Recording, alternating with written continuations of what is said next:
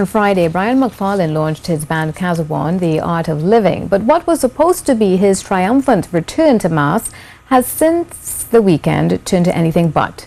Criticism online and elsewhere was centered around the section named La Belle Dame and the Garçon de la Maison.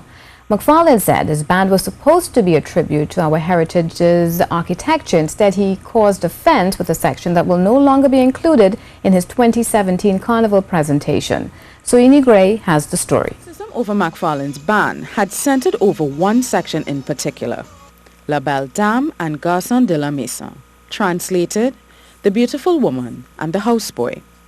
He was accused of glamorizing slavery, and the band, that section and its band leader were the subject of a heated conversation online and elsewhere about art, racism, and representing history with mass. On Tuesday, a little after 12:30 in the afternoon, the band leader addressed the controversy directly. However, I understand how and why it hurt some of us. And it is with this realization that I have made the decision to not move forward with this particular section from the 2017 presentation. I am deeply sorry for the pain that I have caused. A contrite Mac Farlane, addressing the audience of his Facebook Live panel discussion, flanked by members of the Art Society, Citizens for Conservation, and a member of the Commonwealth Youth Council. He confirmed that the most controversial section would no longer be part of the ban, and by mid-afternoon it had been removed from the band's Facebook page.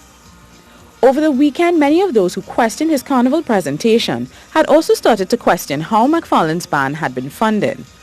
It had been alleged that he had received money from the Art Society of Trinidad and Tobago, the National Trust and Citizens for Conservation for his band.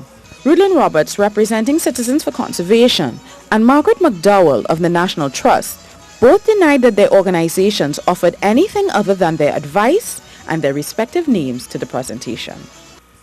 Not everyone agreed with the critique of Mac Farlane's presentation of Cazabon, The Art of Living, and said the artist should be free to represent our history as he sees fit. The artist, however, by his own admission, seemed to agree that the section was offensive. So while I want to always ensure that I accurately reflect our incredible multidimensional history, I understand that there is still a lot for me to explore, to unearth, to unlearn, and to learn. The date is yet to be set for the mass camp to be open to the public, who would be able to see the costumes for themselves and perhaps register to play in Cazabon, The Art of Living. Soini Gray, CNews.